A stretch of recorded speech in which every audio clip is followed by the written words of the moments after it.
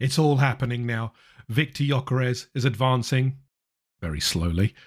Why is there so much hate for the signing of Noni Madueke? We're going to discuss the reaction to his signing. Mosquera's medical is now done. We're going to now look at our new centre-back. Ethan Nwaneri has signed a new 5-year deal. We're going to discuss what's next for the talented youngster. In the women's game, Olivia Smith becomes the first £1 million player joining Arsenal from Liverpool. We're going to discuss this massive milestone. Plus, we have a special guest with us to discuss all of these topics. So much to cram in on episode 6 of Red Lines and Half Spaces.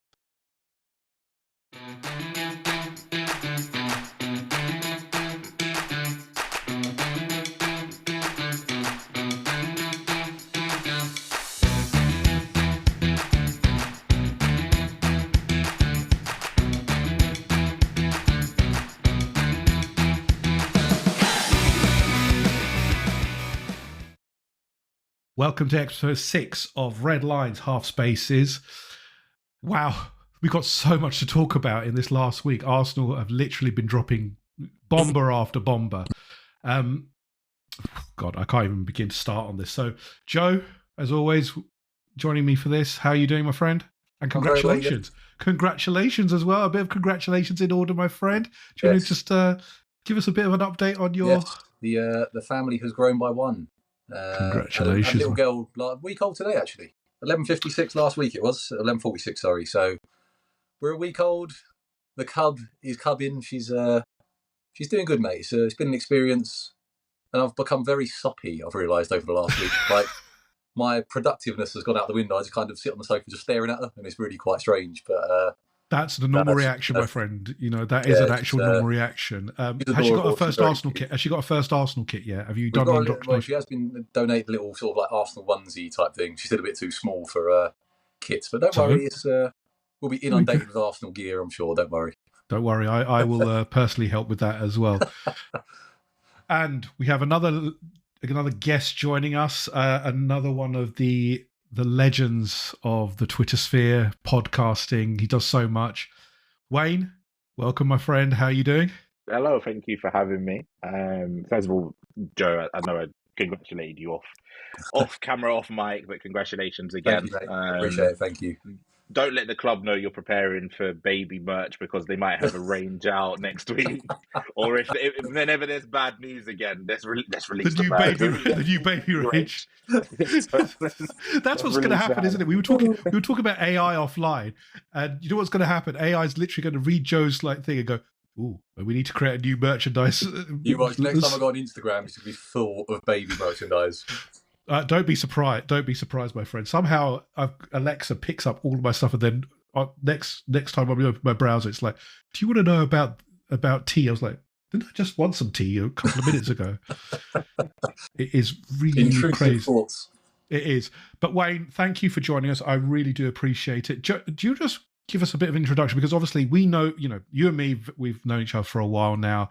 We do the Late Night Now and John Friday nights together. But you've also got other interests, You'll just go through, just tell us a little bit about yourself and what you do. Yeah, sure. So obviously we know each other through FK, who was, I think, your first guest on the podcast, and it was a great listen. And we chat to him every Friday on the late night lounges. You chat to him probably more on the late night lounges than anyone else, because in an hour and a half show, you take up the hour, we get the half. Hey, it's what the people want, my friend. They just want more your belly. They want more and more of the TNT analyst that you are. The self-proclaimed man of the... Well, listen, they got rid of Rio Ferdinand, so I'm sure there's room for you now. I can't say anything. I cannot say anything at this current time. But outside of that, I co-host with our good friend, the Can You Believe It podcast. Kanu is an Arsenal legend, and Can You Believe It, named after him. And we do sort of regular previews, regular reviews on all of our games. I'm obviously, like you, lucky enough to be a season ticket holder, so able to get to all of the home games. Not as lucky as certain Walid to go to as many as away games as he's able to. I don't know how Walid does it. He literally can get to every away game that he can. His wife. Man, he needs to write a book on how he gets away with that in a relationship. 3 kids. The man has got 3 kids and manages to do this.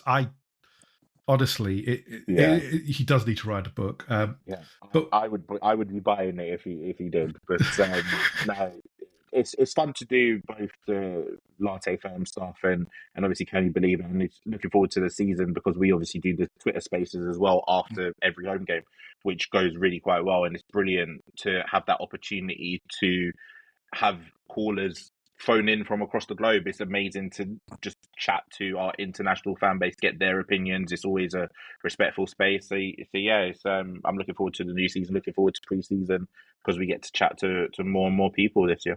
yeah, and I'm going to vouch for the Can You Believe It podcast. Amazing podcast. People, if you can get, have a few minutes, go and grab it on all the podcast platforms. It's such a good listen. It's such a chilled out listen. Just put it on the car when you're driving or wherever you're, and it's just so chilled out that the chemistry between Met and Wayne is really good, and yeah, it's always a good listen. So much appreciated. Thank you very much. Right, let's get to the Arsenal news. We've had our little chats about our lives and kids and all that. Right, we're going to start with Viktor Gyökeres because where else do we start at the moment? It is the big transfer story at the moment. So obviously over the weekend, Sunday seems to be the day that all the news drops with Viktor Gyökeres. I don't know if he just doesn't like doing things on weekdays. Hand of Arsenal, David Ornstein broke the news that this kind of stalemate that had been going on between Sporting Lisbon and Arsenal had been broken, and that talks were further advancing. Then all the Arsenal fans started to think, look, we're going to get a here we go and some movement this week. It hasn't quite got to the levels yet of here we go, if we using Fabrizio Romano's tagline. It just feels like there's still some outstanding points.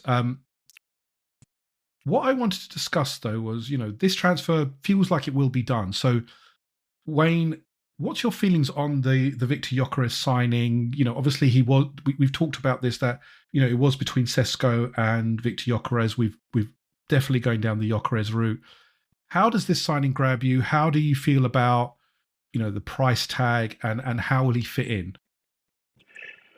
So I'm really interested with this signing because I wasn't a massive Viktor Gyökeres fan initially when the links first came up. And I know we've kind of had our name floated about with him for the past sort of 12, maybe even 18 months now. But for me, I was always the Sesko fan. I wanted him to come in. I thought he was somebody who would be a real asset, not only this season, but for the next sort of 2, 3, 4 seasons and onwards. I thought he has a really high ceiling to get much better. But when you look at how this deal has gone down, and when you look at how other deals are going down this summer, I think the Gyökeres deal looks better and better with each passing day. And the amount that we're getting him for as a total looks better and better with each passing day. Look, I think Arsenal fans and myself included have been in the camp of, well, the Portuguese league isn't the best quality league. I'm really concerned that that's not going to be able to translate. At the end of the day, if I sat here and said to yourself, Yem and Joe, we're going to sign a striker that's banged in 102 goals in 100 games or whatever it is, you wouldn't sit there and turn your nose up at that if you're thinking of a striker. And the best thing for me is he doesn't even need to replicate those amount of numbers in England for him to be successful.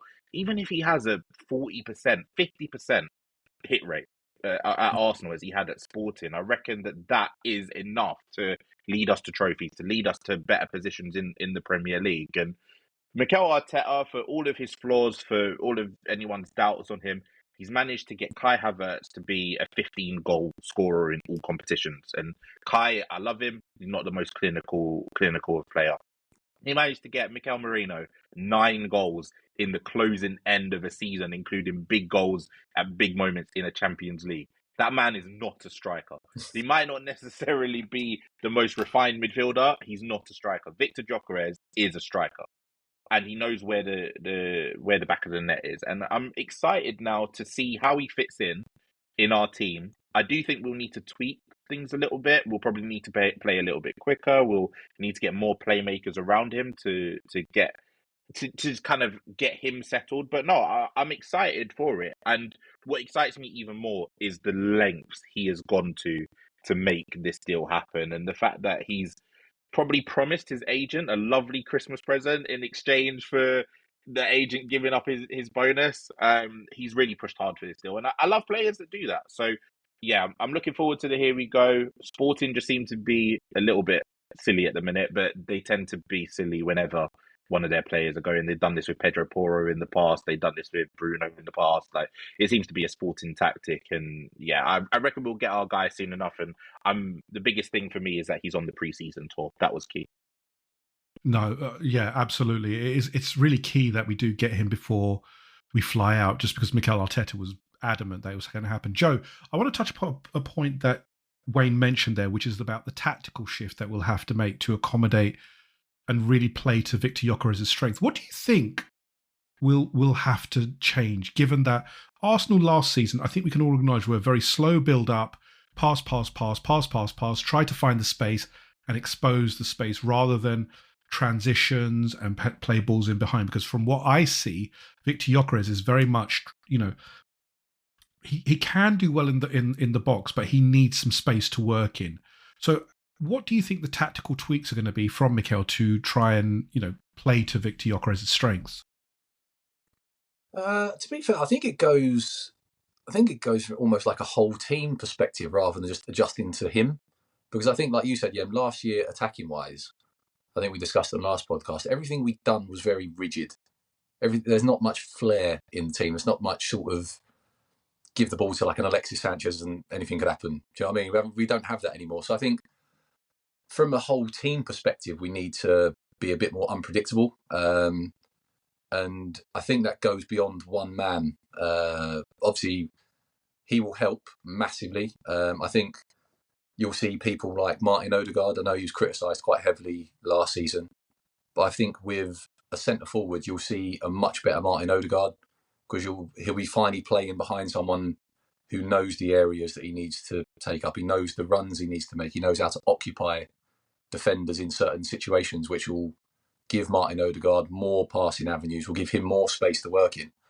So I think that will benefit the team massively because I think we saw last year we suffered as a result of Odegaard having a bad season in terms of goal scoring anyway. But I just think he dropping in, having the likes of Saka run beyond him, Martinelli run beyond him, if we can get an Eze as well, someone like that playing along with Gyökeres, I think that just makes us a much more difficult proposition to defend against. I think Havertz, like we said earlier, he's done well for us. Mourinho did well for us. So neither of them are recognised centre forwards. Neither of them have played as a centre forward for years and years and sort of honed that craft, if you like.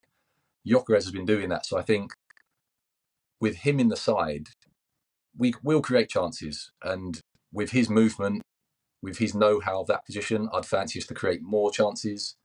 And like Wayne said, I wasn't very much in the Gyökeres camp. I was, like I've said to you many times, Jem, that Portuguese league tax scares the life out of me. It panics me.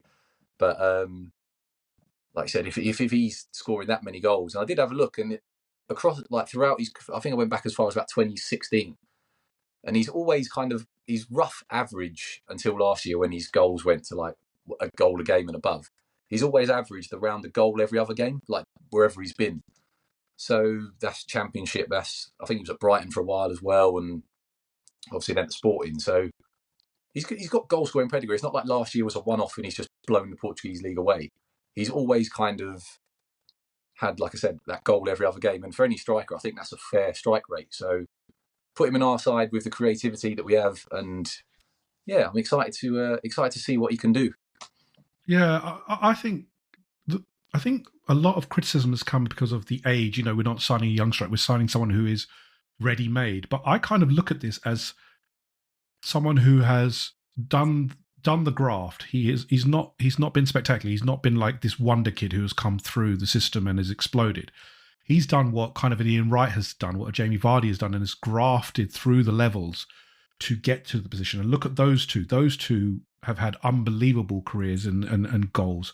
And Wayne, I wanted to get your opinion on, do you feel that's kind of the feeling you get, that people are saying, oh, he's 27, he's not going to take to the physical nature of the Premier League, etc. Do you think that, no, that's that's right, or do you think no? He's a late bloomer.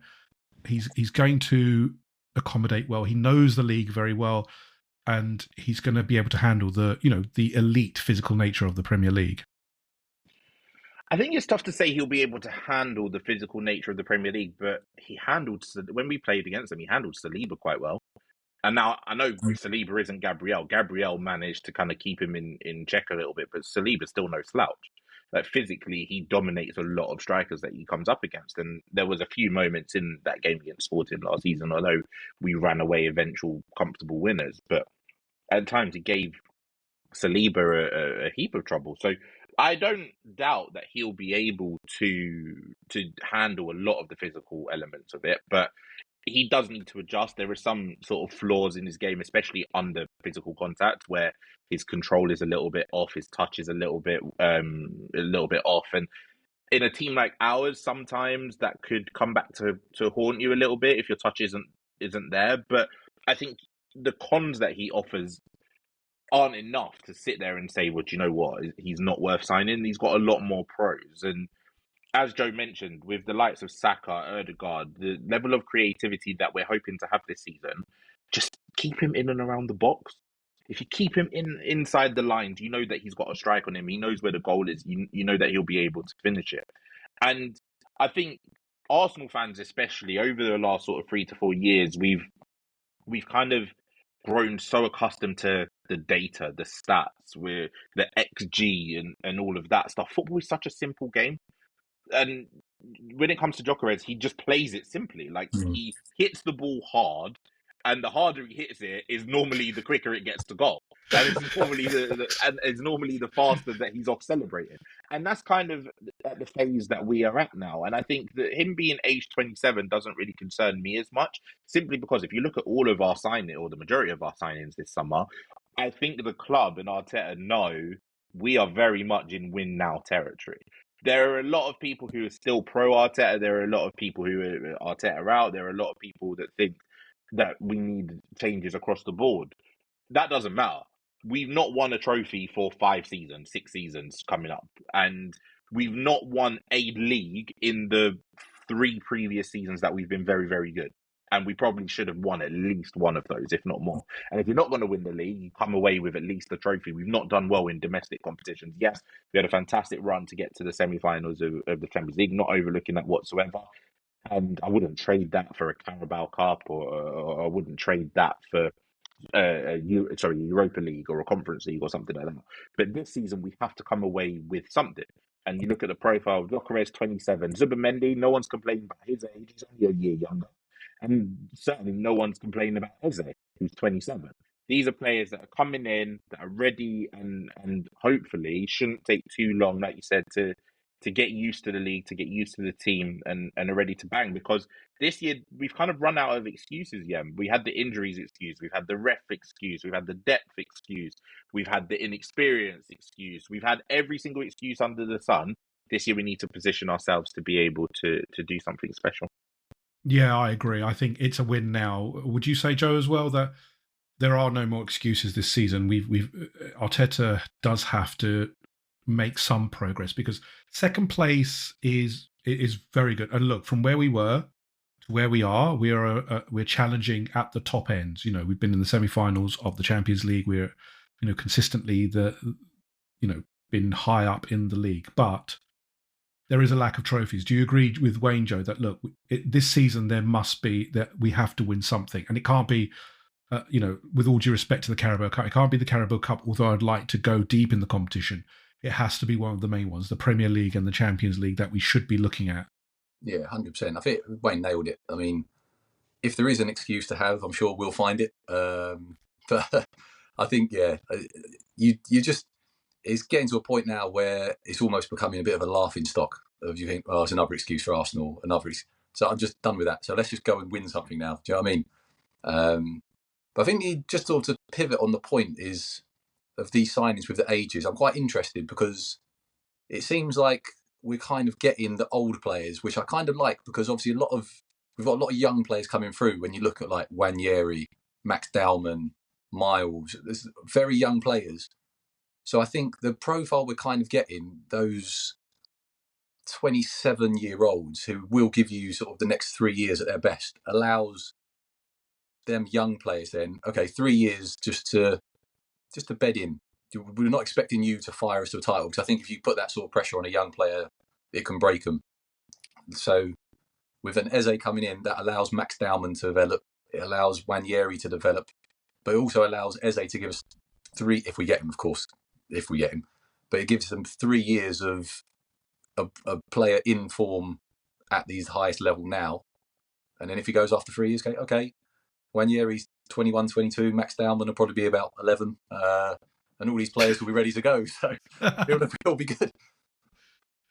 No, yeah, it's true. I think the win now mentality is what we need this season. I want to touch briefly upon another kind of side of this striker hunt, which is obviously the Isak situation. So we'll briefly touch upon this because it was absolutely balmy what happened. Just in case you've been on a rock, Liverpool made a inquiry around Isak, saying they are prepared to bid for him, and obviously the figure that was bandied around was about 120 million to 130 million. This is in parallel with Newcastle bidding for Hugo Ekitike from Eintracht Frankfurt. Now, subsequently, obviously the position that Newcastle had was Isak's not for sale, so why are you trying? But it seems like, Wayne and Joe, this has been a bit of a tactic from Liverpool to kind of stop them from progressing any further with the Hugo Ekitike deal, because now Liverpool this morning have advanced that deal. So I'll start with you, Wayne. How did you view this kind of shambles, I guess, if you call it that?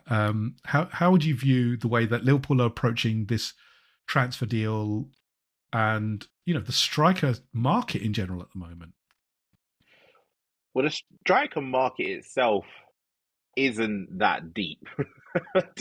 It's a poor season to go after strikers. I know that we've got one. Ekitike was another. Sesko, we were big on him, but it is now a bit concerning to me that no one else is.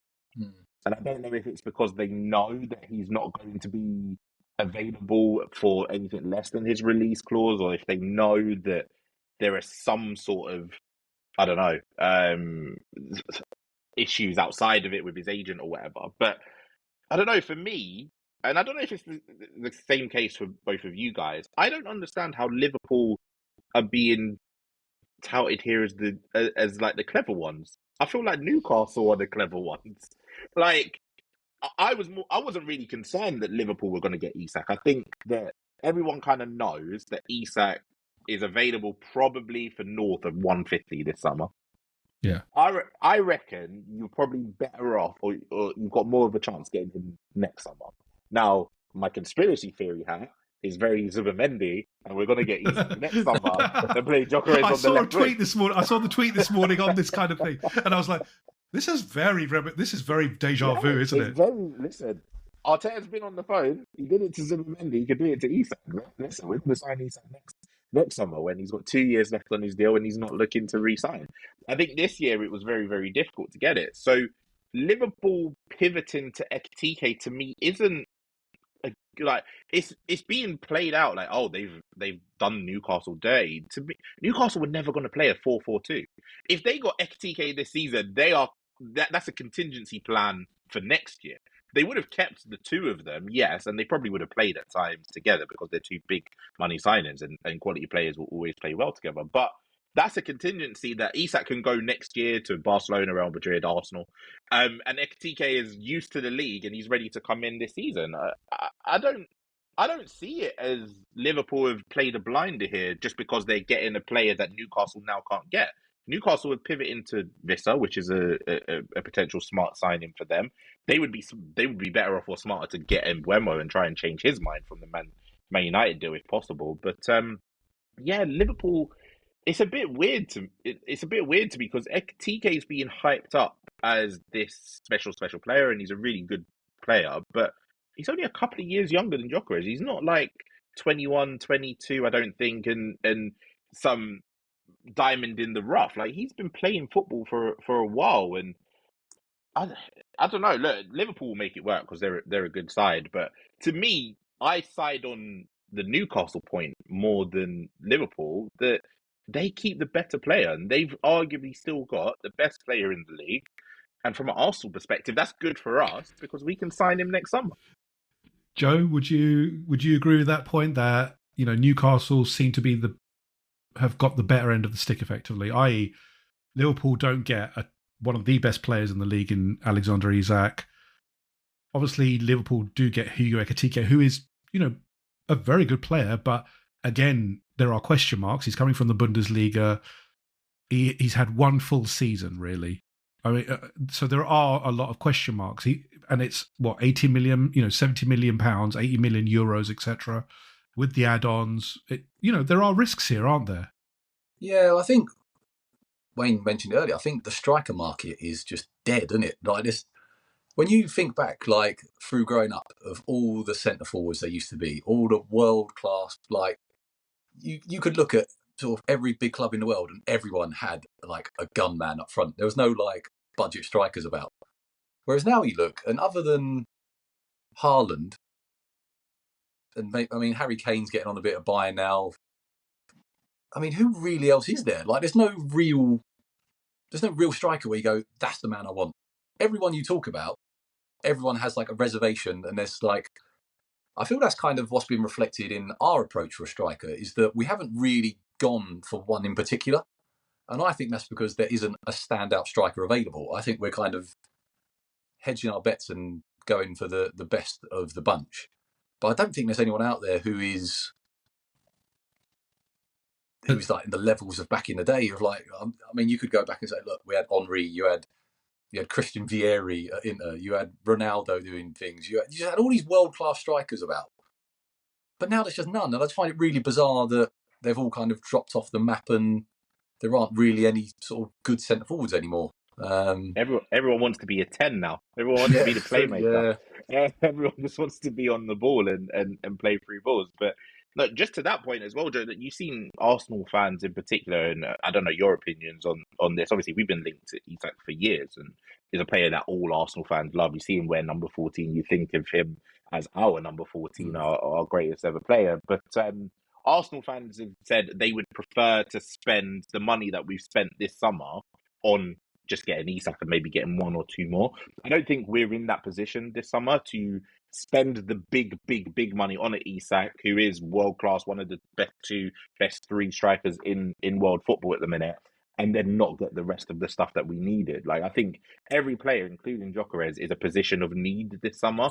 If we had signed Isak for 150 last summer and got nothing else, I think we're in a better position then. But now, with the amount of turnover, and as Joe mentioned, the ages of the players that we're bringing in. Think about the ages of players that are potentially and have left already. Like our midfielders, we've got 30-plus-year-old midfielders who have left. That's a lot of experience. Kieran Tierney, a lot of experience. I know he didn't play much last season, but we need to replace that level of experience. Zinchenko is likely to leave this summer. That's a lot of experience. So we've got a young squad, and we needed a deep squad. So that those age profiles of Gykoeres, Zubimendi, Eze, whoever it might be, and the level of the amount of signings that we make, I think it's just smarter for us this summer. Listen, I would have loved Isak, but I think it would have been silly to bring him in, because you know the Arsenal way. You bring him in, he pops a hamstring in game one, and then we don't see him till January, and then that's the title done. So yeah, I'm glad we've gone down the route that we have done this summer. Yeah, I'm with you, Wayne. I think we had too many gaps to fill in to blow the budget on one player. And also, look, it's not just the 130. It's his wages as well, the agents' fees, all of this.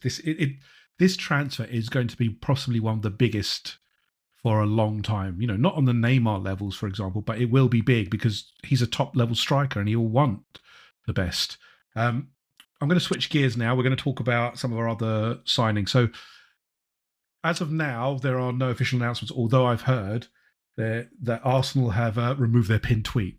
So people just get ready, because this is usually the sign. People don't panic. It's good. How do people even pick up on this stuff? This blows my mind. Like, how have people got enough time? Do you know what? Our group chats are full of, because we've got some really good people. You know, they are the ones who are on it all the time. Like this morning, someone noticed that Gyökeres' brother had started following Arsenal. We were like, who does this? But these guys are awesome. But it's like, How does someone go through there and go, right, Viktor Gyökeres' brother, I'm just going to check his profile, just quickly check. Oh, he's moved on. He's moved. That's it. It's crazy. Cloud formations. I mean, the biggest news of the morning is that there was a private jet scheduled from Stockholm to Biggin Hill or whatever it was. Exactly. Do you know what? This morning. We're back. That was the big news. We're back. That was the big news. We're back. His agent flew over about 3 days ago, but Gyökeres himself didn't have the permission apparently until today.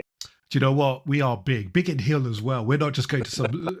We're not just going through some Heathrow like Waleed style airport, connected airport, because we always take the piss out of Waleed for Heathrow. But yeah, I mean, again, people are going to be jumpy because obviously we've got a number of transfers and we're hoping for some announcements.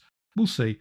I think we just remain calm. We already know that what's being done, and hopefully we'll get the announcements out, and it'll be nice to view some content. There is one signing that obviously has divided the opinion of the Arsenal fan base, for me, a little bit too excessively, and that's the signing of Noni Madueke from Chelsea for about 52 million. Wayne, this one we didn't see coming. No Arsenal fans saw coming. But I personally think that the backlash to this has been way out of proportion. As in, I've never seen it this bad in terms of someone spray painted the North Bank Sea artwork that he did with some really derogatory comments. I don't know if that's linked to it, but it had the timing of it. And I find this kind of distasteful because I'll be one of these people who said I was not on board with the Noni Madueke signing. I didn't see it coming. I wasn't a fan of it. But the boy has signed for Arsenal, and I will support him on the field, and I will support him in his, as a member of our team. And I find that this kind of divisiveness is not helpful because the boy hasn't even set foot on the field, and he's already been vilified. I mean, how do you view this, Wayne? It's an incredibly weird one, but it's the way of social media now, really, these days, unfortunately, and everyone kind of feels as though they're entitled to say whatever they want online. And yeah, it's just nasty. Like, at the end of the day, Madueke's not signed himself. He's not paid the amount of money himself. Like, if anything, Madueke should be applauded and should be rated by the Arsenal fan base for willing to take on the challenge of Bukayo Saka, because Bukayo Saka is one of the top right wingers in world football. And if all reports are to be believed, Madueke is coming to take on that challenge. That's somebody he's going after, not only his Arsenal shirt, but his England shirt with the World Cup coming up and with international tournaments coming up. So that's something to be applauded. He could have kept it easy and stayed at Chelsea and not taken not only the competition of Saka, but the competition of now being an Arsenal winger. Because I would say that position has been scrutinised in our club for way too long. And the fact that he's coming in and willing to take on that option is something Arsenal fans should be happy with. And seemingly he's willing to take on he's not getting paid like 3 or 4 times as much as you might have originally thought. He's willing to come in and be on a similar wage structure as he was at Chelsea. That just kind of proves he wanted to step up and be around better players and be around better quality, which we have, as opposed to Chelsea. But no, it's not a signing I would have made. You mentioned that, it's not a signing you saw come in. If any time Arsenal signs a player from Chelsea, I can see it coming. I don't really care who it is. I guarantee, and I think I've said it to you and FK on a previous Latte FM, I guarantee if Mudryk wasn't suspended for drugs, we would not have signed Madueke. We would have signed Mudryk. I can almost assure you of that. But look, there are a lot of things to his game that he brings that we don't have. He's very quick. He's very direct. He has a strike on him as well, which some of our wingers, like Trossard, is probably the cleanest striker of all of our wingers. And he's somebody that is maybe on the way out and probably shouldn't really be considered a winger because he's not as fast or as direct as we need in those spaces. And he's somebody that offers that chaos factor. Like Joe said earlier, we need to be a bit more unpredictable. Well, Madueke is that and then some. I think we'll need to work on his final third, sort of his finishing, his decision making, his ability to pick out a cross, pick out a pass, pick out a player in the box. But look, now that he's here, I wholeheartedly support him. I think the money is excessive. The problem for Arsenal is the optics of it, which is not good. Signing another Chelsea player for 50 million, that's now like 6 Chelsea players in 4 seasons or something like that. It's a little bit of a concern because I hate doing business with Chelsea and I hate helping them because they're in a tough position financially, and it always seems to be us that bails them out. It looks like anyway. Um, but and the bigger issue with Madueke signing is, does he stop an Eze coming in? Does he stop a Rodrigo potentially coming in? Does he stop another top quality winger? Because looking at the squad now, yes, we've done well this summer. We still need a starting quality left winger, and ideally some playmaker as well. But I know we're not going to get both this summer.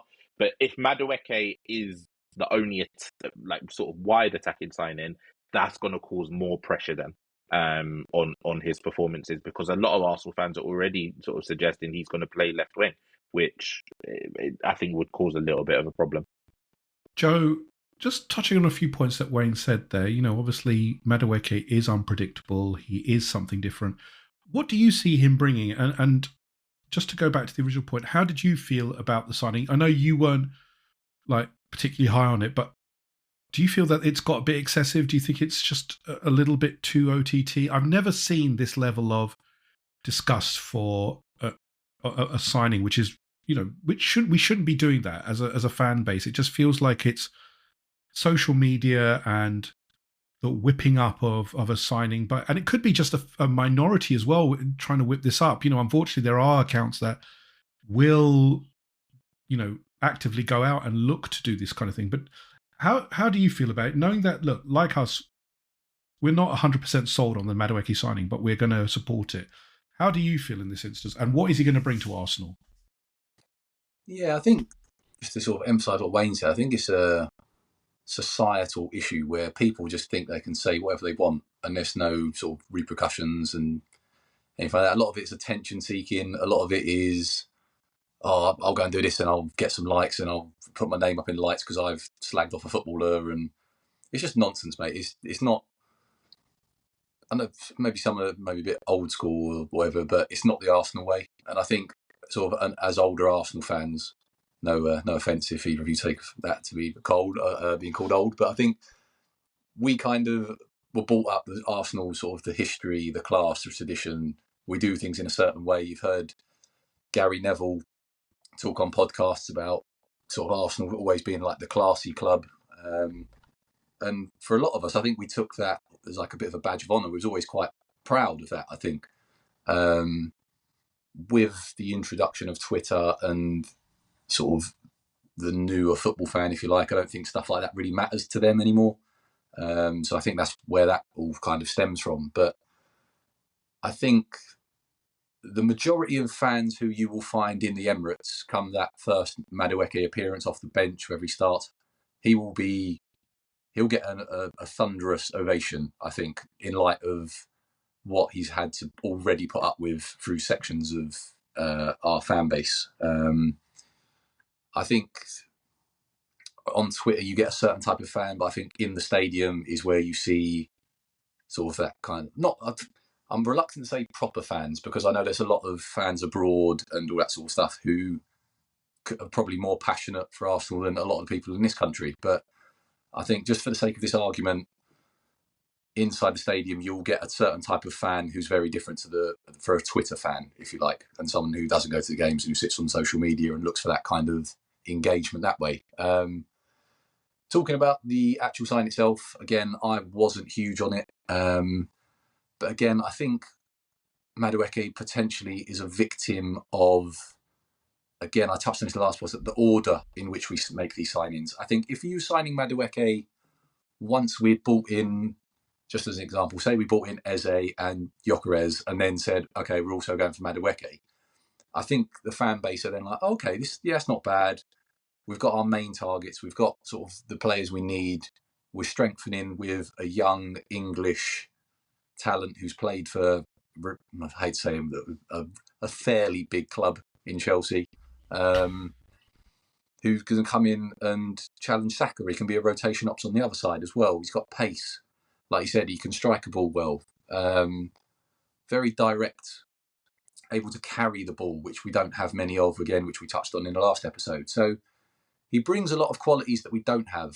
And like I said, I think he's just a victim of the order in which signings are made. I think if they were made in a different order, then he'd be seen in a different light, which is a bit silly, but I understand why that is the case, because as fans, I think we've had a few experiences of spending big money on a player and then that being the player who is the big signing, not the one we initially wanted. So I think as long as, if Madueke isn't the first choice winger that we're bringing in to play on the left, then I don't see an issue. Because realistically, if you look at the other big clubs, if you look at the likes of Chelsea's, the Man City's, the Liverpool's, they'll go and spend 40, 50 million on backup players. That's not getting you a starting 11 player anymore, sort of your 20, 15, 20 million.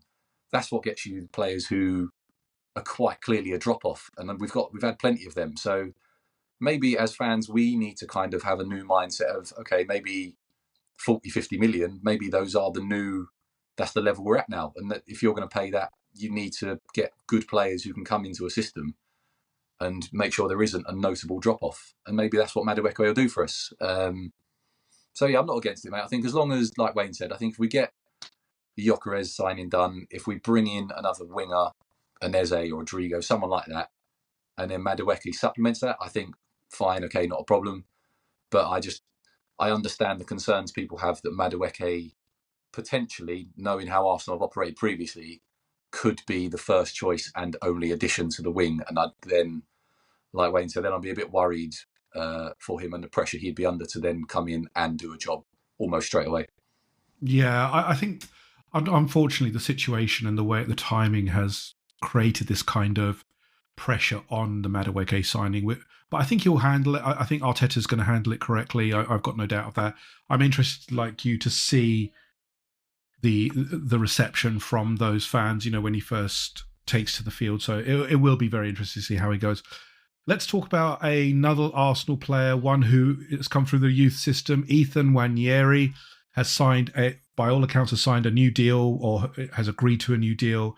It looks like it's either a 4+1, so 4 years with one optional year, or a 5-year deal. That there's not been confirmed yet. But Wayne, this is an excellent move to tie down one of our best youth players for a long time, cement him to be playing with us for a number of years, but also, it allows us to have a player in the position, the Martin Odegaard position. By all accounts, he will be in the Martin Odegaard position, and there we've got backup. He is, people calling it £100 million worth. I don't think he's there yet, but this season is going to be a big season for him, isn't it, Wayne? And we're talking, how do you view the re-signing of Ethan Nwaneri, and where do you see him going this season? Because last season, I think we could all acknowledge, had a phenomenal start. When he was introduced, phenomenal, scoring goals, creating. But then obviously, as for a 17-year-old, I think we can all understand this, had a drop-off. He's a 17-year-old. There's only a few freak athletes like Lamine Yamal who will, thrive and have that physical attribute. But most 17-year-olds will have a drop-off. So how do you view this season? Because it's a key season for him, isn't it, in his development? Yeah, it is. And I think the big thing really that is key for us and for him now that he's starting this new contract is pinning down a role for him, pinning down a position. Like last season, he came in at times as that right 8 when Odegaard wasn't fit, and he looked good at times. At other times, he looked even better coming on and playing at right wing when Saka went down. And I thought he actually looked better as a right winger last season than he did centrally. And I thought going into next season, I wouldn't have even minded if, say, for example, we didn't sign Madueke, we signed another creative player to be that Odegaard rotation, competition backup, and Saka and Ethan Nwaneri were the right wingers. Like, I was comfortable with that situation. But with him now signing the deal and Ornstein coming out and saying, look, it seems as though now Nwaneri's future is central, he needs to get those creative minutes and he needs to play in that midfield more often than not. And we need to see what he's capable of either on the right-hand side or on the left-hand side of that position. I'm incredibly happy, and I think all Arsenal fans are incredibly happy that he's signed the new deal. I'm annoyed at the way that it was reported because they scared us, or a certain journalist who we mentioned a bit earlier.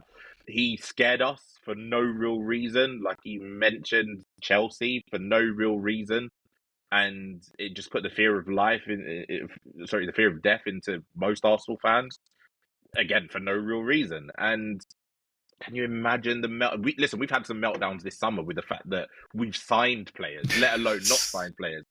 Imagine the meltdown if he didn't sign a new contract and we sold him to Chelsea and we signed Madueke. That would have been a night. I would have enjoyed it because I love them. I love when Arsenal fans melt down. Obviously, not to the extent of being abusive and disrespectful, but when they're crying over absolutely nothing, I love it.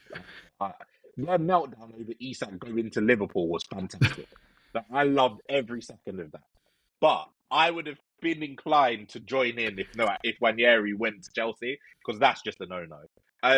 But we even melted down as a fan base over the years. Like, originally, I think the reports were that it was a 3-year deal, and everyone was like, "Well, Arsenal are just going to have this conversation again next year. No one wants a 3-year deal. Why are we doing that?" But it's now coming out to be 5 years or 4+1. So we've secured the majority of his early future. We now just need to secure his long term with a plan, with an idea of him playing as the Ødegaard rotation, or with Zubimendi and Rice. Maybe we see more of a natural 10. Do we change to a pivot in midfield and go to Nwaneri maybe being behind the striker, because his ball striking is phenomenal, his directness and dribbling is fantastic, and although he may not be the most creative player like an Ødegaard to play those through balls or things like that, he is effective. And whenever he's on the pitch, whether he's on the right or central, he's effective. He's not afraid to shoot. And we need more players like that. A bit like Coutinho at Liverpool, a guy that would pop up 25 yards and bang a shot top corner when Liverpool were under the cosh. So, yeah, I'm excited for him. I'm really happy that he gets to stay. And yeah, the big thing was, it wasn't an issue with minutes. It wasn't an issue with games played, and it should never have been. He had some of the most minutes of his age range last season, and he didn't even start the season. Like, he came into it around sort of October times, and yeah, I'm really happy that it's all sorted before the tour. And the majority of the to-do list, thinking back to the beginning of the summer, we've done the vast majority. We're about 75% of the way through our full shopping list when it comes to signings, when it comes to new contracts. We've got a Saka new contract to go, we've got a Saliba new contract to go, and we've got, assuming we're going to sign all of the other players, we've got a left wing to go. And then that's us done. We just focus on the outgoings from there. So, yeah, it's a really big one, because I think everyone kind of feels as though Saka will stay. Saliba is a question mark, but Nwaneri was one that I think a lot of Arsenal fans were probably the most scared of leaving. Joe, same question to you. How do you view the Ethan Nwaneri re-signing? Where does he go this season? Because, you know, we all can see the quality. As Wayne said, he's got undoubted quality, but we have an over-reliance on Martin Ødegaard. He's a kind of a bottleneck, and we relied on him too much last season, and we paid the price for it, because once he rushed back from the ankle injury, we all knew that, and he wasn't the same player. And me personally, I always feel that Arteta needs to rotate better. He's got this. He's going to have a deeper squad of quality, not necessarily of more players, because you only have 25 players anyway in the Premier League squad. But he's going to have a better depth quality in terms of what's available. You know, he's not going to have two left backs, 2 goalkeepers, you know, and a midfielder with no wingers, etc. He's going to get minutes. But what is a good season for Nwaneri this season, Joe? How do you view it? Well, I think he's got to, first of all, nail down a position. I think we've got to kind of establish what is his first choice position, because you can, by all means, be a bit of a Swiss Army knife and you can fulfill multiple roles. But ultimately, if you're that sort of player, I feel like you never really hold down a position in a team. I mean, you could look at someone like Oxlade-Chamberlain for us, who was someone who could play on the wing, he could play in the middle, he could play sort of in multiple positions. And he was a good player, but he never held down a position. And I feel like he suffered because he could do multiple positions to sort of like an okay, sort of good level. So I think for Nwaneri, what I want to see is a definitive position. Is he going to be number 10 who can occasionally go onto the right if we need him to, or is he going to be a right winger who can occasionally play the number 10 if Odegaard goes out? So I think if he can establish a position, I think ultimately then he can then get more minutes, can get used to one position, and then build up confidence through regular minutes in a regular position and fulfilling a role. I think when you're a young player, I think if you're going into a team and you're being asked to play in different positions and fulfill different roles on a sort of weekly basis, I think it can slow your development down, because then you've got so much going on. You're not able to just concentrate on a few things you need to do. You're thinking, okay, well, last week you was asking me to press and sort of operate through the middle. This week you're asking me to track back as a winger. So I think he just needs a bit of consistency from both himself and Arteta, just to kind of really see the best of him and see what he can do. Because, like I said, last year he came in and he was brilliant for us. He was so effective. He scored plenty of goals. He was very direct, good running with the ball. Obviously tailed off towards the end of the season, which I think more was maybe a bit of a physical issue rather than anything else. But yeah, I think if we can just, get him consistent minutes in sort of a consistent position, I think you'll see his development maybe even speed up. And the thing is as well for him now, it sounds stupid, but he's obviously looking ahead at the likes of Odegaards and Saka's and people like who's trying to get ahead of. He's probably got to have an eye over his shoulder, because the noise that's being made around Max Dowman, who plays a similar role to him, sort of like that right-hand side, left-footed player. He's got a kid who's coming up behind him who's being sort of getting massive plaudits and being talked about as someone who could be the best young player Arsenal ever produced. So he needs to lock something down, because there's talk of Dowman being on the pre-season tour this year. So yeah, he needs to. I'm glad he's getting his contract. I think it's well deserved, but I think we now need to see him occupy a position and develop in that role. Yeah, it's going to be a big one for him this season, because he can't be the Swiss Army knife. I don't like Miles Lewis-Skelly. He needs to be in a position week in, week out. I know he's not going to play week in, week out because Odegaard is the in situ player. I think it's such a good deal to get him re-signed, and hopefully we're going to see him get more minutes this season. I certainly hope so. I wanted to touch upon a few more of our signings, because obviously there's still more to come this week. Ethan Nwaneri, I've got to get this right. Where the lith come in. Is it Christian or is it? I want. Do you know who I want? Do you know who I want in the announcement video? It's you, exactly. It's a beautiful day. And, Christian inside. It's going to be amazing. I want that video. I need that video, Arsenal. You need to make it happen. It's going to be epic. But right-sided centre-back, Spain under-21 international, moving for a very good fee, I think, for the level of quality you're getting, under 20 million euros.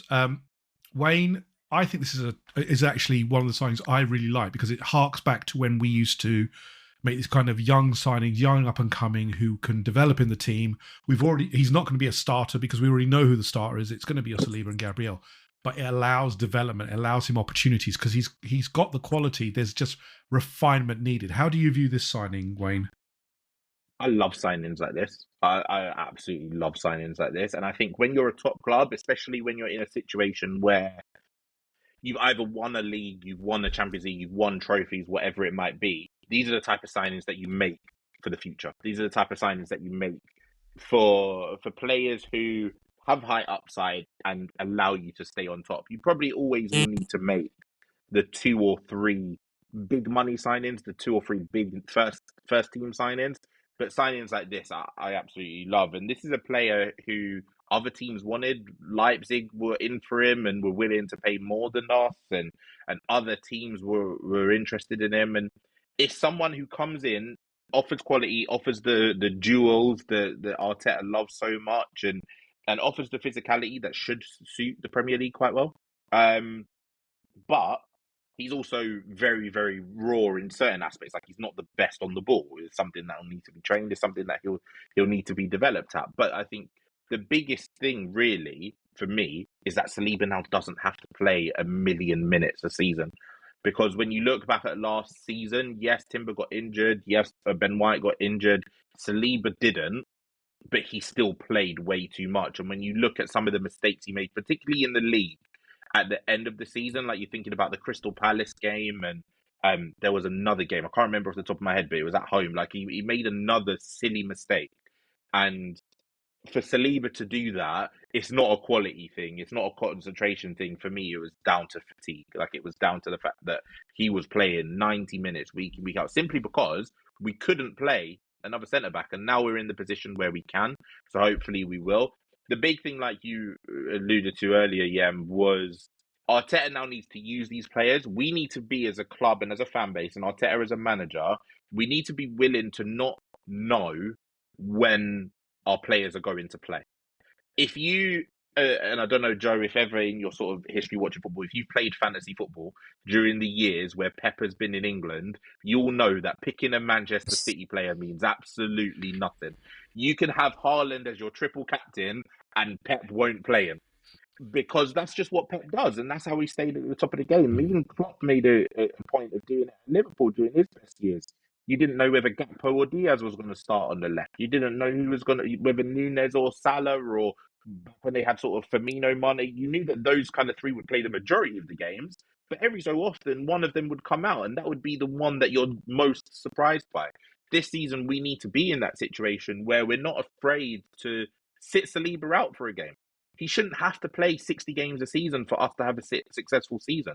When you look at the comparison of PSG minutes, I know they're in a league that isn't really competitive. I don't think any of their main starters sort of played more than 30 games in at least the league season, if not more. So, yeah, for us, we need to be, as a fan base, willing to see Mosquera play in a Premier League game, not he has to start in the third round of the Carabao Cup. And then if we get knocked out of the third round of the Carabao Cup, the next time we see him is in January when it's the third round of the FA Cup. Like, we need to rotate more, use these players more. But this is someone that I'm excited to see for a fee that is really on our side favourably. If he doesn't go well, you can still see us making profit on it from another team in Spain or something like that. So, yeah, I'm really, really happy. And while we're recording, Joe, the breaking news on Viktor Gykoeres is that his house is undergoing changes with a house removal van in Portugal. We are back, baby. While we're recording, that's the news that's coming out of Portugal. That is the breaking news. House removers are on site. You know, it's. I want to know the house removers Twitter handle, and then we can get at them directly. There probably will be a group chat shortly about who that is. You know, and someone's live filmed it, haven't they? It's going to happen. Joe, how do you view the Mosquera signing? Is it, as Wayne has really well put it, you know, a chance to give Saliba rest, rotate properly, and start to create that true depth? Because look, we're getting a very good player, but true depth in the Premier League isn't game time. Making sure he gets the minutes, making sure he gets the experiences, not throwing them in cold. Where, you know, like it took Kivior, you know, we had to throw Kivior in, and he always looks unsteady every 2 minutes because he's in and out of games. I want to see, if Kivior stays, for example, I want to see Kivior, Mosquera get, you know, concerted minutes, because it helps everybody. Then we can go deeper in competitions. We can be better at these things. We shouldn't be playing, you know, the likes of Saka in the Carabao Cup. I wouldn't see that, you know, but as Wayne said, we need to be better at managing this squad and rotating, because how many hamstring injuries did we have? You know, it's I mean, we just have to be, he has to trust his players more. Would you agree, Joe, that, you know, the Mosquera signing should be, you know, he's raw, but he needs the experience of Premier League minutes. If he doesn't get Premier League minutes this season, then it's a bust, isn't it, almost? Yeah, well, this is the big stick that everyone hits Mikel Arteta with, isn't it? This is the thing as fans that we say is probably his weakest point, is the fact that he's got a squad of, like you said, 25 players, but in his mind, he's got a squad of 12. And it's the same 12 players who play every single game throughout every competition in the season. I think you saw last year with Kivior, given a run of games, he was a good player. I mean, when Gabriel first got injured, I mean, I'm sure you two are the same. I was absolutely bricking it. I was thinking, season's over, we're done, may as well just tie up now, finished. But Kivior he had a really good season, and that came through consistent minutes knowing that he was going to be getting games and knowing that he was an important part of the squad. He'd not had that previously. He'd been played at left back for 2 games, taken out of the team for a month, played 1 game at centre back, out of the team for another 2 months. It's just, you don't get anywhere doing that. Players, you can't just play 1 game every few months and look good. You've got to be having consistent minutes. So, yeah, I think Arteta needs to do that better. I think that's well known amongst the fan base that that is a massive area of improvement for him. And hopefully with all these signings, that will be the case. Because like you said, if we can get Ben White back next year, that's White and Timber rotating at right back, which is as strong as anyone. Mosquera and Saliba rotating at right centre-back, brilliant. Gabriel and Kivior rotating left centre-back, brilliant. You've got Miles over on the left-back who can rotate with Calafiori. Calafiori and Timber could go centre-half. Ben White can go centre-half. You've got so many options there now. So you've got... Again, we come back to there's not an excuse to not rotate anymore because you've got such an abundance of quality there. And you've now got players who you can play alongside a young centre-half who can help him develop. Previously, we've not had that. Do you know what I mean? We've not had, for years, we've not had an established kind of back four you could put a young player in who could then sort of grow with them because I'm not being funny, what young defender wants to play against or play alongside Mustafi and Socrates? Do you know what I mean? You're not going to learn anything. What? They don't want to play with those legends of the game? Oh, let's not go back there. It was a hard time for us yet. But PTSD. Oh, don't. Arsenal PTSD, nothing hits quite like it. But I think with saying, it's just rotation now is so important. And we are now in a position where it's a necessity. And I think we've now got good options who are players who are well-established Premier League players at good ages you can throw in a young centre-half like a Mosquera and you can have a Timber and a Gabriel either side of him. And I won't be concerned about that. Yeah, and that's what I'm looking forward to. I'm looking forward to seeing the combinations and how Arteta plays them. Let's just quickly shift gears onto some of the potentials. I mean, obviously, we're getting to the end of our shopping, I think, but there are 1 or 2 potential deals that are still on the table. We'll touch upon them briefly. Eberechi Eze. Wayne, what do you think? Is this one that we need to make sales for, but it is one that we will still be tracking? I mean, obviously, he's back in... training with Crystal Palace, but there is still a feeling that maybe not right now, but probably towards the end of the window, it's a possibility. Where do you see this?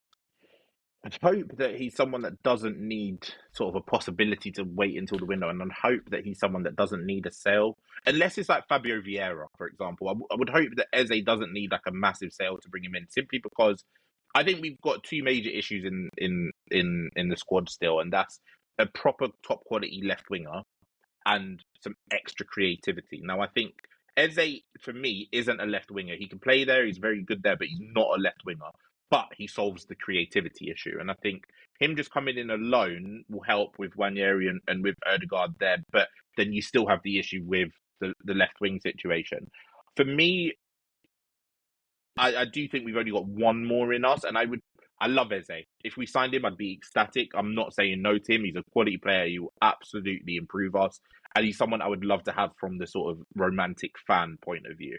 If I had to choose between him and the other link, which I'm sure you'll talk about, is Rodrigo, I would probably choose Rodrigo simply because he is the left winger. Like, he is the best left winger that is realistically available to us. You've got him, you've got Rafa Leao, whatever it might be. I think we need a big sale for that kind of player, though. I think like a Martinelli would need to go. Saudi might need to come back in for Trossard for big money before a deal like that happens. But I think of the 2 players, like Eze is the most likely for me to come in, but he wouldn't necessarily be the one that I would pick. But I would still love for him to join regardless, because he's a top quality player, and it feels like there's unfinished business there with him. And I feel like he's one of those who he plays good with anyone, but with better players he will play even better. And I think he'll go up a level despite being 27 and being in the Premier League for years. I think he would help us immensely. Joe, Rodrigo, Eze, which one would you lean towards? Who would you go with? It's difficult. Can I have both? Arsenal can't do. Look, we're not Chelsea, where we bend the rules every 2 minutes to make signings. No, I wonder whether the Madueke signing points more to an Eze coming in rather than a Rodrigo. I think Arsenal might be hedging their bets and going, okay, let's bring in 2 players who have played in the Premier League, who could both do that left wing role. Eze can obviously play other positions. Madueke can cover on the right as well. So I just wonder whether that's the move Arsenal making, rather than spending. I mean, you're looking at close to 100 million, aren't you, for Rodrigo? Rather than spending that, do they go, okay, let's spend just over 100 million and let's get 2 players in who can do that role? Rodrigo's the more glamorous signing, the more glamorous name. Brazilian, played for Real Madrid. Obviously, everyone's going to fall in love with that and the narrative around it. But yeah, I think it's a nice sort of headache to have, isn't it? I mean, either one. If you get a Rodrigo, everyone's going to go mad for it. If you get an Eze, everyone will go mad for it. So it's a nice position to be in. I think initially I was more of a Rodrigo, to be honest, just for what Wayne said, for that need for a left winger. But the more I think about Eze, the more I get excited about it. So just to be different, I'm going to go, I'll take an Eze over Rodrigo. I'm going to go with Eze on this one, just because I like Rodrigo. He looks Bengali, so my Bangladeshis, lead me towards him because he's my brother. But I just think Eze gives us something that we don't have on the left side. We struggle with unpredictability, chaos. I know he's not a left winger by trade, but he can still play there and offer us something there. And that's what we want. We want some variation. To your point, both of your points earlier, we're too predictable at the moment. Eze helps change that as well, because he is unpredictability. But also as well, he's got the genes. He wants to play for Arsenal. This is another one like Gyökeres, he's got a different level of, he wants to play for Arsenal. It's unfinished business. He wants to come back to finish the business. And it just feels like this is a universally, happy signing for Arsenal if it was to happen, that our fan base would go absolutely nuts. He'd be loved by the fans. He would be, lauded by them. I love Rodrigo. Rodrigo's a fantastic player, but I just think the finances involved and the money being talked about and the agent's fees and his wages, I don't think it's going to happen this season. And I think if even if we looked at next year, you'd say, is he a priority? Probably not. He would probably be a luxury signing if we got, as Wayne put it, a Martinelli off the books, particularly if it has to be a... You're gone. Sorry, yeah. I think Wayne put it well earlier, is that I think this year we've just got too many gaps to fill to be going big on one player. I think we haven't got luxury capacity. We haven't got the capacity to have that. Last year proved the squad isn't big enough. So I think we need to go and drop 40, 50 million on multiple players rather than being able just to go, okay, there's 150 on Isak or there's 100 on Rodrigo. Our needs are sort of beyond that. Next year, maybe, if there's a player available and our squad's sort of filled out a bit and there's someone out there who's an outstanding candidate and we think, right, let's Declan Rice it, that's our man, let's go and get him and we'll throw down whatever we need to get him, then fair enough. But yeah, like Wayne said, I think this year we've got too many holes that need filling to be able to justify that amount on just one player. Well, let's see if we get our man, whether it's Eberechi Eze or Rodrigo. Fingers crossed. I think some sales are probably required, but let's see how Andrea Berta does in on that side of it. We're going to try and wrap up very quickly soon because we've talked about the main issues, but I want to touch upon our women's team. We've made a very statement signing. Wayne, do you want to just talk us through the signing that was made today, as well as what they're going to bring? In terms of to an already top-notch team who've won the Champions League. Yeah, who needs a Isak or a Wirtz and break the men's Premier League sort of records when we can just break the women's record in general? And we've signed a player from Liverpool. Her name's Olivia Smith. She's a winger by trade. She's very, very fast. She knows where the goal is. She didn't have the most amazing season at Liverpool in the Women's Super League, but at 22 years old, you can see what kind of talent she is and the levels that she can go to. And like you said, it's a real statement sign-in, breaking the women's record. I think it was 1.1 million, which by comparison to the men's game is mental when you think about the money involved. But she joins a core group of attackers that are pretty scary now. We brought back Chloe Kelly, who played a big part in us winning the Women's Champions League. We've still got Kath Mead, who's probably going to have a bit more of a reduced role for the women's side this year. But you've got Alessia Russo, one of the best strikers in world football, one of the best strikers in in the league. And then I imagine Olivia Smith will probably play on the left wing more often than not, but she's rapid. She has a good eye for goal. And I don't think the women's team are done there. I think that they know that having won the Women's Champions League, we were kind of the underdog throughout that. We nearly went out in the qualifying stages before we made the managerial change at the beginning of the season.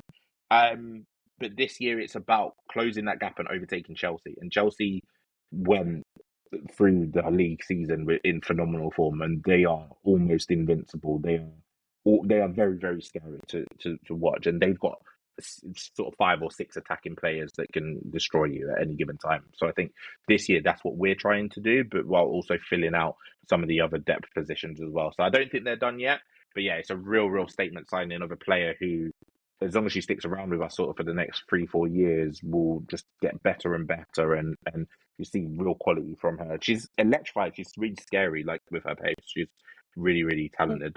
Look, why is it one? Obviously, in comparison to the men's game, you just said this, but obviously it's a big jump from the current record, which is about 900,000, isn't it? I think Chelsea paid. I think they went just over the million mark, but yeah, it's a big jump by comparison to previous years. Yeah, I think they signed. I think her name is Germa from the women's league in America. Chelsea signed her. She's centre back. Why have Arsenal gone to this level? Because it's not known for us. Again, we are very much. We still a heavyweight, but we've never been into this level where we're making the biggest transfer. It's usually US or Chelsea who will make those big ones, because obviously Chelsea have the infrastructure behind them in the women's game, and the US, the game is massive over there. What is it about Olivia Smith that has said to Arsenal, we're going to put down this amount of money to make this signing?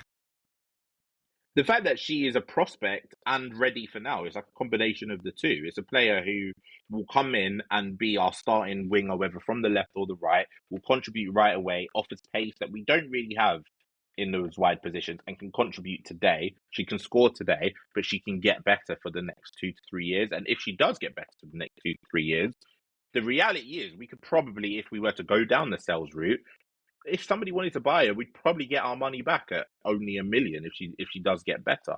But the reality, I think, of the situation is us spending this $1 million on Olivia Smith is just kind of closing the gap to Chelsea. This is what Chelsea have done.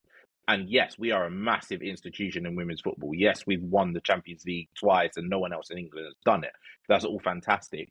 But to close the gap on Chelsea and stay there, because last season we shouldn't have won the Champions League. Like, we were backs against the wall a lot of the time. We should have got knocked out in the semi-finals. Barcelona, we beat in the final, probably could have pummeled us like 5 or 6-0 on another day. We are in a position where we want to stay here now. We want to be at the top of the Women's Super League. Again, we want to stay at the top of women's European football. And if you look at some of the players that we've got in the team at their prime years, Alessia Russo, she could go anywhere in the world and be one of the best players. We brought in Mariona from Barcelona, who, in my opinion, should win the Women's Ballon d'Or this year. She probably won't, because Barcelona PR will get their fingers on the trophy. But Mariona, to me, if Spain win the Euros and she's won the Women's Champions League, she should absolutely, and she was the best player in the Champions League as well, she should absolutely win the Ballon d'Or. But we need to now keep these players. We don't want these players going to Barcelona next year. We don't want them going to PSG or Lyon in particular next year. We want to keep these players around. So we need to show statements of intent. And I think our women's team too often in the past years have just kind of gone with freebies, gone with loans, and gone with cheap signings. So it's about time we flex our muscles in the market. Fantastic. Joe, any thoughts on, Olivia Smith? It's a statement signing. Well, I was just reading a little Sky Sports thing, because I'm not as well versed in the women's game as Wayne is. I like to dip my head in and out every now and again. But I wonder if Mikel had anything to do with this signing, because in Sky Sports it says, fearless and raw, Smith was identified as a forward who could dribble, carry, create and assist. She has energy and pace to burn. On the ball, she's progressive. Out of possession, she presses and wins duels. Is she being signed for the first team as our left winger, Wayne? Is that what's happening? It's the Mikel resume, isn't it? Yeah, just whenever duels gets flagged up in your player profile, comes to Arsenal. That's fine. Sounds like it's going to be Madueke and Olivia Smith then, rather than Madueke and Rodrigo. Rodrigo, yeah. Oh dear, oh dear. Well, obviously it's massive for the women's team, and hopefully, as Wayne said, there's a few more signs to keep them competitive because, we were at the top for such a long time, and obviously Chelsea are the force within the women's game, but we can show we can be back there, and I'm glad the investment is there. We're going to wrap it up now. We've covered so many topics. Wayne, I want to thank you for giving us your time to, give your views. I really appreciate it. It's been, such a great time having a chat with you. Always enjoy chatting with you.